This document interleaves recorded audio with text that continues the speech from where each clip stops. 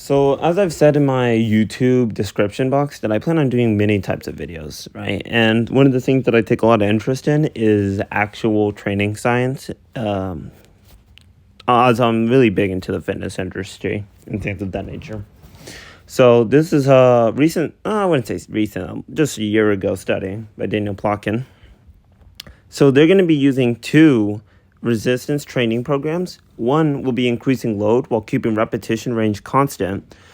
Two will be increasing repetitions while keeping load constant. And they aim to compare the effects of these programs on lower body muscle hypertrophy, muscle strength, and muscle endurance in resistance-trained individuals over an 8-week period. So they'll be using 43 participants with at least 1 year of consistent lower body resistance training experience. So for Group A, that aim to increase load while keeping repetitions constant, they'll be using 22 participants, 13 men and women. In Group B, that aim to increase repetitions while keeping load constant, they'll be using 21 participants, 14 men, 7 women.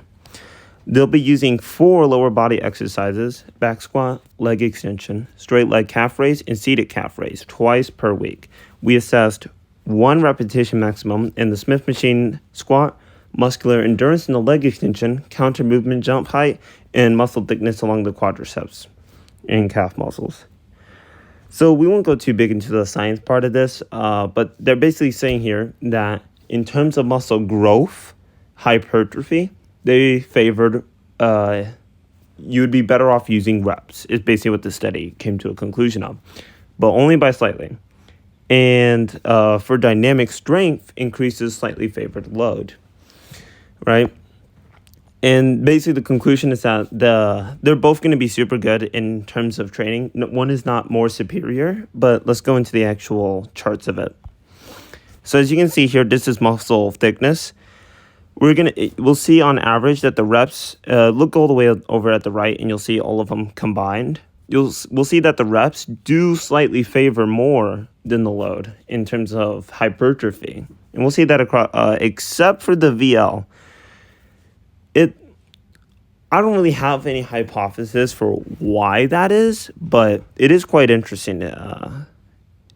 It's quite interesting to take a look in. And another thing is that we can't there's only so much this study goes into that we can't really try and see flaws in all of it or anything. This isn't a completely expanded upon study that I'm looking at, but it gives us the baseline for what we need. And then as for the strength, again we'll see the load is just slightly above the reps by maybe.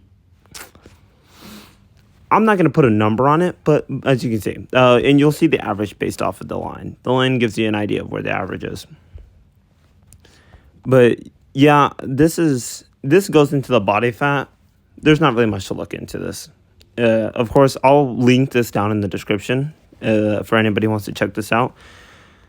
And hopefully this is well received, because I'd love to do more videos like this and actually try and educate people on training studies, because not a lot of people actually look into these, and they're pretty useful for more experienced people who train. I want to make that clear, because people who are less experienced tend to do a lot of researching on exercise programs to do. One of my best advices to people who want to get into working out is get on the floor in the next 5 minutes and do push-ups. It's not like you see so many people talk about, I want to go to gym. Okay, well, do you have a floor where you live? If you do, go ahead and do some push-ups, do some squats, you do not need a gym.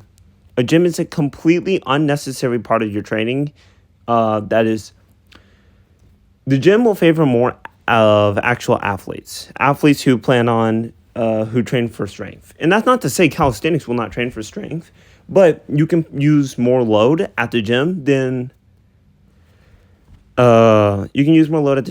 you would see anywhere else, right? At your house. But if you can, man, and you want to actually get a workout, it's not hard. You truly do just have to slightly get into it, do a small amount of working out every single day of your life, and you'll get a lot stronger, right? And it takes a long time, but hopefully hopefully I'll be able to do some other like fitness type of things and try and get more people into it, especially since I'm also doing League of Legends videos. It's safe to say not a lot of League of Legends players are the most well-trained people in the entire world. All right, well, that was it. Thanks for